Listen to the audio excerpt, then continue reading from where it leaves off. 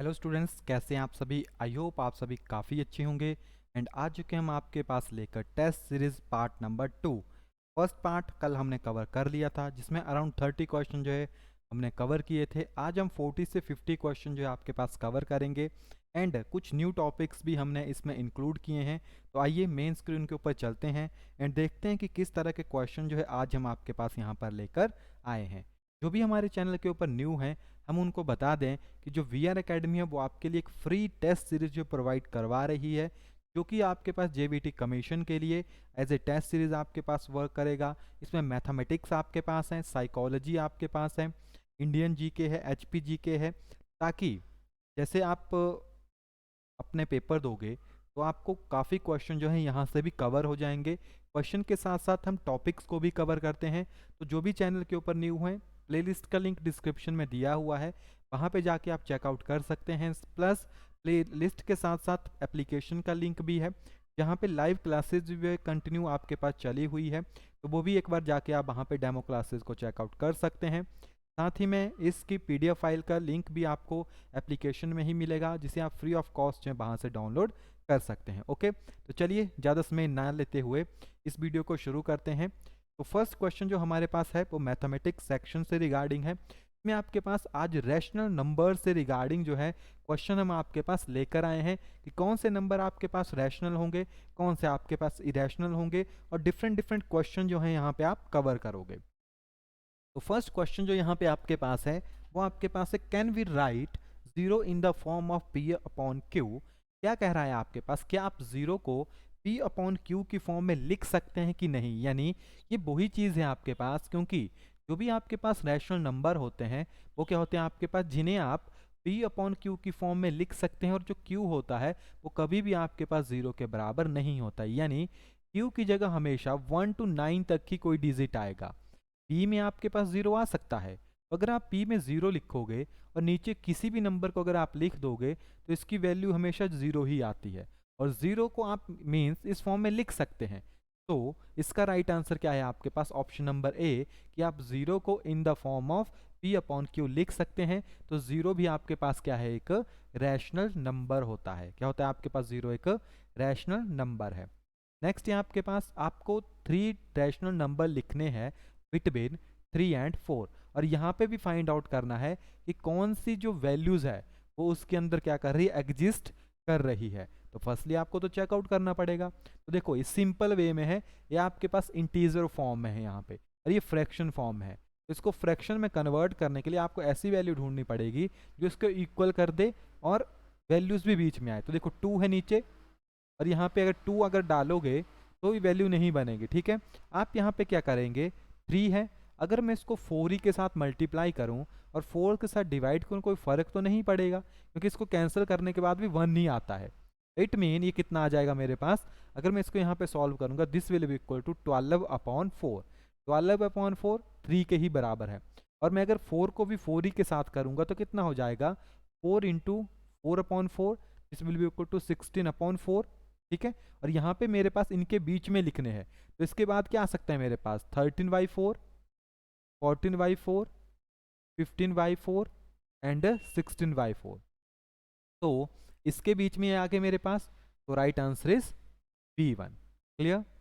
Next है हमारे पास, in between any two number there are, आपके पास पूछ रहा है कि कोई भी आपके पास नंबर है, उन दोनों के बीच में क्या होते हैं आपके पास, only 1 rational number, 2 rational number, infinite rational number, या नो रैशनल नंबर। उनके बीच में आपके पास क्या होते हैं, infinite number of rational number जो है वो प्रेजेंट होते हैं। कितने, इनफाइनाइट जो है उसमें रैशनल नंबर जो है आपके पास प्रेजेंट होते हैं। तो राइट आंसर क्या है आपके पास इसका, ऑप्शन नंबर सी। ठीक है, सी जो है आपके पास इसका जो है राइट आंसर है। क्या है आपके पास, ऑप्शन नंबर सी जो है इसका राइट आंसर होगा आपके पास। क्लियर। सॉरी। नेक्स्ट है आपके पास, एवरी रैशनल नंबर इज, अगर आपके पास कोई रैशनल नंबर है तो वो क्या होता है। देखिए रैशनल नंबर जो मिलके बनते हैं, यानी जो भी आपके पास रैशनल नंबर होंगे, देख जो रियल नंबर होते हैं वो बनते हैं रैशनल प्लस इरेशनल के साथ। ठीक है, जो आपके पास रियल नंबर होते हैं वो आपके पास बनते हैं रैशनल प्लस इरेशनल नंबर के मिल के साथ। होल नंबर तो हो नहीं सकते क्योंकि 0 1 से आगे को चलते हैं, नेचुरल 1 से आगे को चलते हैं, ये प्लस माइनस 1 2 3 इस तरह से आपके पास होगा। तो जो रैशनल नंबर है वो रियल नंबर का पार्ट है, क्योंकि रियल नंबर में आपके पास रैशनल भी आते हैं प्लस इरेशनल नंबर बीच में इसमें आपके पास इंक्लूड हो जाते हैं कंबाइन फॉर्म। ओके, तो डी आपके पास इसका राइट आंसर है। नेक्स्ट है आपके पास √9 इज डैश डैश नंबर। √9 किस तरह का नंबर है? रैशनल है, इरेशनल है, नाइदर रैशनल नॉर ये नन ऑफ द अबव। देखो √9 को इजिली आप 3 स्क्वायर फॉर्म में लिख सकते हो, यानी 3। ठीक है, यही होगा ना आपके पास। इसको 3 स्क्वायर लिखिए, ये 1/2 के साथ कैंसिल हो जाएगा, 3 आपके पास आएगा। राइट आंसर इज 3 है, तो ये आपके पास एक रैशनल नंबर है। ऑप्शन ए जो है आपके पास इसका यहाँ पे राइट आंसर है। नेक्स्ट है आपके पास which of the following is an irrational number. यहाँ पे आपसे पूछा गया है कि कौन सा जो है आपके पास यहाँ पे एक इरेशनल नंबर है, रैशनल नहीं इरेशनल। इसको तो आप लिख सकते हो, ये क्या आ जाएगा आपके पास 4। ठीक है, अगर आप इसको लिखोगे तो यहाँ से ये डिवाइड हो जाएगा, कितना बन जाएगा आपके पास अगेन 4, तो ये आपके पास 2 आ जाएगा। अगर 100 को लिखेंगे तो कन्वर्ट हो जाएगा आपके पास 10 में। ठीक है, एंड 12 को लिखने की कोशिश करोगे तो ये आपके पास नहीं टूटेगा, यानी जो √12 है, देखिए इसके फैक्टर भी बनाएंगे तो क्या आएगा आपके पास 2 6 आ गया, अगेन 2 3 आ गया, 3 आपके पास। ठीक है, ये तो आपके पास आ गया बाहर, लेकिन अंदर तो इसी तरह आपके पास रहेगा। क्लियर, तो सी जो है आपके पास एक इरेशनल नंबर है।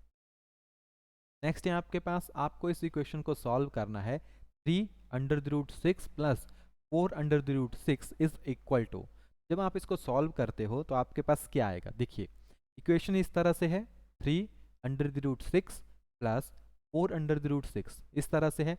इसको सॉल्व करने के लिए इसको कॉमन निकाल लो, जो √6 से कॉमन क्या बच गया 3 + 4 और √6 आपके पास common, this will be equal to 7√6। Right answer is 7√6 आपके पास। ओके, नेक्स्ट है आपके पास 6 × 27 गुणा है, दोनों के दोनों आपको क्या करने पड़ेंगे यहाँ पे मल्टीप्लाई करने पड़ेंगे। कैसे आएगा? देखो 6 के फैक्टर क्या आते हैं आपके पास 2 3 3 एंड 1, ये आपके पास 6 के फैक्टर आते हैं। एंड वहीं पे 27 के फैक्टर कितने आते हैं? 3 के साथ 9, 3 के साथ अगेन 3 और 3 के साथ 1, यानी 3 का क्यूब होता है आपके पास 27। तो इस तरह से आपके पास क्लियर। इसको आप लिखोगे जैसे √6 है, ठीक है, तो ये इकट्ठे हैं, मल्टीप्लाई है, तो आप इसको इन the form of this one लिख सकते हो।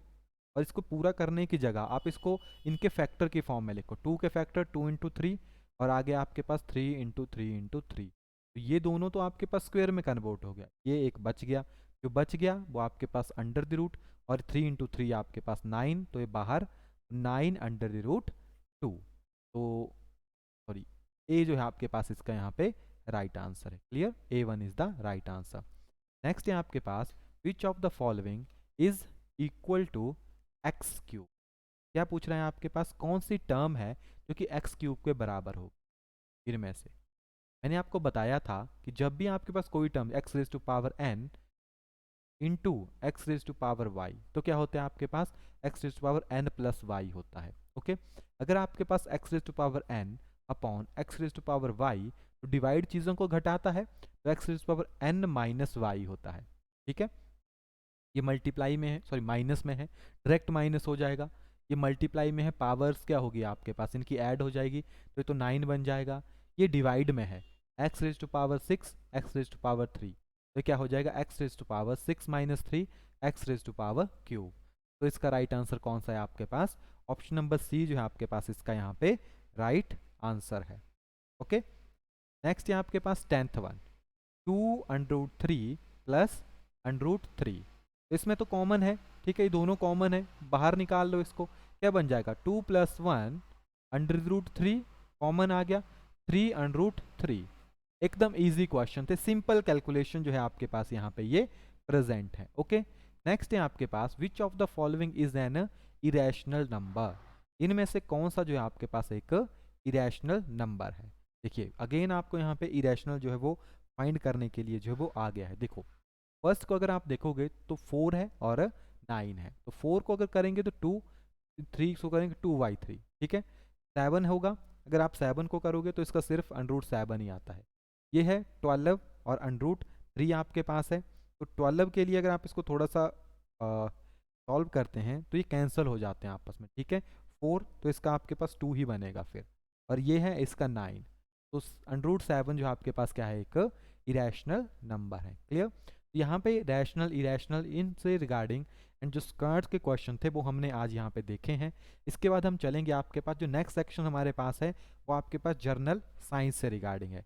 इसमें हम जर्नल साइंस के क्वेश्चंस को स्टडी करेंगे। तो फर्स्ट हमारे पास आता है अ cyclist lean inward when he is negotiating a curve so that.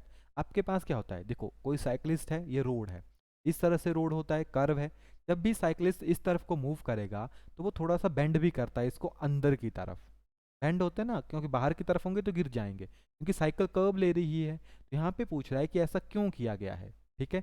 और वो बाहर ना निकले, वो रोड से जो है बाहर ना निकले, तो इसके लिए क्या चीज़ें जो है वो आपके पास रिप्रेजेंट होती है। रोड को साइड से थोड़ा सा ऊंचा रखा जाता है, यहाँ से कर्व जो है थोड़ी ऊंची होती है ताकि गाड़ी बाहर ना जाए। क्योंकि आपके पास क्या होता है, जब भी कोई ऑब्जेक्ट किसी सर्कल में घूमता है तो वो सेंट्रीपिटल फोर्स के अंडर घूमता है, जिससे आपके पास सन है, ठीक है, सन। तो सन के चारों तरफ अर्थ घूम रही है, तो ये एक सेंट्रीपिटल फोर्स की वजह से होती है। आप किसी पत्थर को लीजिए, धागे के साथ बांधिए और घुमाइए, वो भी एक सेंट्रीपिटल फोर्स का एग्जाम्पल है। बचपन में आपने किया होगा, एक धागे के साथ जैसे किसी हैवी ऑब्जेक्ट को बांधो और घुमाओ, वो कितनी स्पीड से घूमता है, अगर छूट जाए तो उसी वे में टेंजेंटली मूव कर जाता है। यही चीज़ यहाँ पे भी होती है। इसको अगर कर्व मान लोगे तो एक सेंटर होता है जिसके साथ ये बंधा होता है, ठीक है। सेंटर के साथ क्या होता है, बंधा होता है, और ये इनवर्ड आपके पास लगती है फोर्स, तभी यहाँ पे ये रुका है। अगर ये यहाँ से फोर्स सेंट्रीपिटल फोर्स इसमें नहीं रहे तो ये बाहर निकल जाता है। कभी कभी कोई गाड़ियाँ ज़्यादा स्पीड से आए तो वो पलट जाती है, रोड से बाहर निकल जाती है। तो इसका राइट आंसर है option number C, necessary centripetal force may be available for the horizontal component of the normal reaction due to track to maintain the curved motion. Okay, बाकी मैंने आपको बता दिया सभी चीज़ें किस तरह से होती है। Surface tension is a liquid is due to. अब लिक्विड के अंदर सरफेस टेंशन होती है। सरफेस टेंशन क्या होती है, मान लीजिए कोई बीकर है, इसमें लिक्विड है, यहाँ पे जो ड्रॉप होती है वो टेंजेंटली एक फोर्स उसके साथ अप्लाइड होती है, यानी सभी ड्रॉप ने उसको होल्ड करके रखा होता है। ये चाहती है भाग जाऊं, लेकिन पकड़ा हुआ होता है। दो टाइप के मेनिस्कस बनते हैं, एक इस तरह से आपके पास बनेगा, एक आपके पास कुछ इस तरह से मेनिस्कस बनता है, दो बनते हैं। This is a concave upward, और ये आपके पास कन्वेक्स अपवर्ड, ठीक है। जब भी आपके पास जो सरफेस टेंशन होती है वो होती है विद इन अ मॉलिक्यूल, और जब भी विद इन अ मॉलिक्यूल होती है तो वो आपके पास होती है कोहेंसिव फोर्सेस। जब भी कोहेंसिव फोर्सेस होती है आपके पास किसी भी मॉलिक्यूल में, तो उसमें क्या होती है आपके पास, जैसे कोई मॉलिक्यूल है वो स्ट्रांगली होल्ड है तो उसमें कोहेंसिव फोर्सेस होती है। तो यहाँ पे कोहेंसिव फोर्सेस है, यानी विद इन अ मॉलिक्यूल, जिसकी वजह से सरफेस टेंशन आपके पास होती है।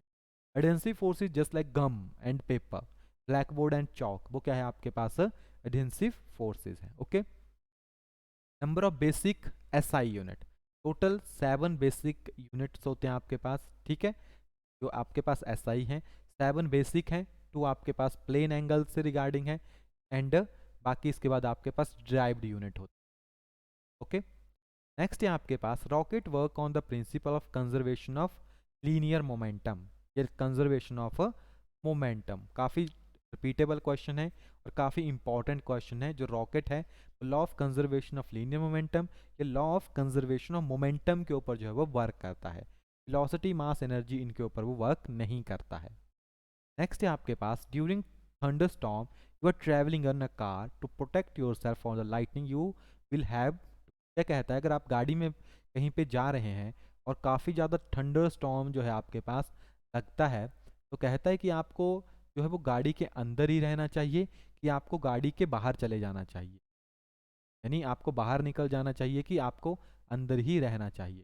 तो देखिए, गाड़ी जो है एज ए होल आपके पास काम करती है, यानी गाड़ी का जितना भी टायर्स होता है ना वो इंसुलेटर ना होके लाइटली कंडक्टर होते हैं, ताकि कोई भी चार्जेस गाड़ी में पैदा होंगे, गाड़ी के टायर घूमेगा, चार्जेस बनेंगे इसमें, ठीक है। गाड़ी के टायरों में आग लग सकती है, इसलिए गाड़ी के जो टायर होते हैं उसमें कंडक्टर होते हैं वो स्लाइटली, ताकि नीचे को क्या कर सकें, वो आपके पास जो चार्जेस होते हैं उनको वो ट्रांसफ़र कर सकें। ओके, जैसे चार्जेस ट्रांसफ़र होते हैं तो गाड़ी जो है एक जैसे हॉलोस्फीयर होता है उसकी तरह वर्क करता है, और जो चार्जेस होते हैं हमेशा सरफेस के ऊपर ही वर्क करते हैं, स्फीयर के अंदर कभी भी वर्क नहीं करते।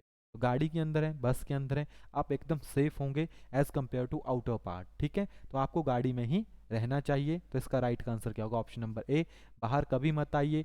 अवंडेंस of the car, take a shelter near by tree, tree के नीचे जाएंगे तो आप डायरेक्टली डेथ हो जाएगी। Touch the pole, electric pole के ऊपर जाएंगे तो वहां से ऑलरेडी मैक्सिमम चांसेस हैं, ठीक है। आपको गाड़ी में ही रहना है। Ratio of the total distance travel by your body to the total time taken by your body is, ratio है आपके पास किसकी? Total distance travel by your body, क्या है आपके पास? Total distance travel by your body with time, ठीक है। डिस्टेंस अपॉन टाइम है आपके पास। डिस्टेंस अपॉन टाइम क्या होता है आपके पास? एफ वेलोसिटी, ठीक, सॉरी स्पीड, ठीक है, स्पीड। वेलोसिटी होती है, डिस्प्लेसमेंट होती, दैट इज डिस्टेंस। टोटल है, टोटल आता है एवरेज के साथ, ठीक है, एवरेज के साथ। इंस्टेंटेनियस वेलोसिटी नहीं होगा, ये विद पर्टिकुलर टाइम आती है। इंस्टेंटेनियस मीनिंग होता है स्मॉल इंटरवल में। लीनियर भी आपके पास नहीं है, ये है एवरेज। टोटल है, टोटल में से कितनी आपके पास होगी? That is a average, okay. Next है आपके पास the ore which is found in abundance in Indian, या जो आपके पास ओर है सबसे ज़्यादा अबंडेंस जो है इंडिया में किसकी आपके पास है? वो right answer is option number A, monazite, okay. Monazite जो आपके पास इसका राइट आंसर है। नेक्स्ट है आपके पास the hereditary trait of organism are control by, जैसे आपको आपके पेरेंट्स से जो ट्रेड्स मिले हैं हेरिडिटी, वो किसके थ्रू चलते हैं? वैसे तो जीन्स के थ्रू चलते हैं, लेकिन जीन्स किसके थ्रू मूव करता है आपके पास? डीएनए मॉलिक्यूल्स के साथ, ठीक है, deoxyribo nucleic acid. Ribo nucleic acid के अंडर नहीं चलता है, डीएनए के अंडर आपके पास चलता है। नेक्स्ट है आपके पास what are the number of moles in CO2 which contain 16 gram of oxygen. देखिए आपके पास CO2 है जिसके पास 16 ग्राम है, आपको नंबर ऑफ मोल कैलकुलेट करने हैं। 1 मोल में कितने आते हैं आपके पास? टोटल मॉलिक्यूलर वेट होगा इसका, तो इसका 12 प्लस 32 यानी 44 ग्राम जो है टोटल आपके पास क्या हो जाएगा? इसका मॉलिक्यूलर वेट हो जाएगा, जिसमें 42 में से 32 ग्राम क्या है आपके पास? ऑक्सीजन होती है। अगर ऑक्सीजन आधी हो गई, ठीक है, अगर कह रहा है आपके पास CO2 मॉलिक्यूल है जिसमें आपके पास 16 ग्राम ऑक्सीजन प्रेजेंट है, इट मीन्स कि अब देखो कोई भी कॉम्बिनेशन होगा डेफिनेटेड रेशियो बाय वेट ही होता है, ठीक है। जो भी आपके पास लॉज हैं उन्हीं के थ्रू जो है आपके पास कॉम्बिनेशन होगा, तो ये इक्वल अमाउंट में ही होते हैं। यानी एक कार्बन जो है 2 ऑक्सीजन के साथ जुड़ेगा, ठीक है, एक कार्बन यानी 1:2 की रेशियो में है। अगर ये 1 हो जाएगा तो ये हाफ हो जाएगा। कितना हो जाएगा? ये आपके पास हाफ हो जाएगा, यानी इसमें आते हैं पूरा, ये पूरा 1 मोल को रिप्रेजेंट करेगा। अगर ये आधी यहाँ से चला जाएगा तो ये ऑटोमेटिकली हाफ हो जाएगा, ठीक है। तो आपके पास यहाँ पे अगर इसका मॉलिक्यूलर वेट अगर आप चेक करोगे तो दिस विल बी अराउंड, अगर जो कार्बन है वो 16 हो, सॉरी ऑक्सीजन 16 हो गया, एक आ गया, तो जो कार्बन था वो 6 हो जाएगा, तो +6, this will be equal to 22, तो 22 ग्राम ही आपके पास रहेगा, यानी हाफ मोल, आधा हो गया, तो 0.5 मोल ही आपके पास जो यहाँ पे बचेगा, ओके। नेक्स्ट है आपके पास the main use of salt in diet, जैसे आप नमक खाते हो तो उसका मेन कारण क्या है? नमक का क्यों खाते हो आप? मेक अ टेस्ट नहीं, एक्चुअली जो नमक है वो एक तो आपकी बॉडी में सॉल्ट को मेंटेन करता है, लेवल को, आपका जो थायरॉक्सल ग्लैंड्स हैं जो कि बेसिकली काफ़ी इंपॉर्टेंट है, उसको भी आयोडीन की ज़रूरत होती है, तो सॉल्ट में आयोडीन को ऐड किया जाता है। सॉल्ट खुद आयोडीन नहीं है, सॉल्ट में तो सोडियम होंगे, ठीक है, लेकिन इसमें आयोडीन को ऐड किया जाता है। एंड जो नमक है वो भी आपके पास काफ़ी ज़्यादा इंपॉर्टेंट होता है, जो सॉल्ट है it produce a small amount of hydrochloric acid, ये जो है हाइड्रोक्लोरिक एसिड प्रोड्यूस करता है, जो कि हमारे फूड को डाइजेस्ट करने में जो है वो हेल्प हो करता है, ओके। बाकी is the process of cooking, ये भी सही है, कुकिंग में भी काम आता है, ईजिली नमक डालने से आपका खाना जो है वो ईजिली पक जाता है, क्लियर, ठीक है। इसके बाद है आपके पास मोनोमर ऑफ पॉलीइथीन, जो आपके पास प्लास्टिक वगैरह होते हैं वो भी पॉलीथीन के ही होते हैं, तो पॉलीथीन में आपके पास ईन, ठीक है, ईन आ रहा है तो सेम वर्ड उठाने, पॉली को हटा दीजिए, सिर्फ इथाइलिन आपके पास बचेगा, तो इसका मोनोमर क्या है आपके पास? इथाइलिन, क्या है आपके पास? Ethylene, okay. ये आपके पास जर्नल साइंस के क्वेश्चन थे, इसमें chemistry and physics plus bio के 1-2 क्वेश्चन को हमने इंक्लूड किया है आपके लिए।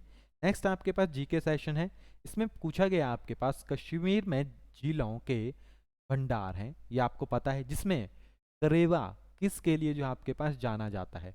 अभी ये क्वेश्चन आपके पास केबीसी में भी ये पूछा गया था, कौन बनेगा करोड़पति में, अराउंड 15 to 20 lakhs के अराउंड था इसका, आई थिंक प्राइस 12.5 लाख था, इसी के अराउंड था। जो करेबा है वो आपके पास किस के लिए जो है वो जाना जाता है?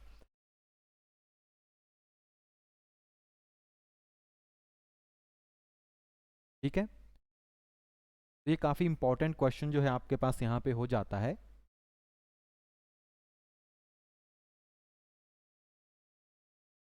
करेबा।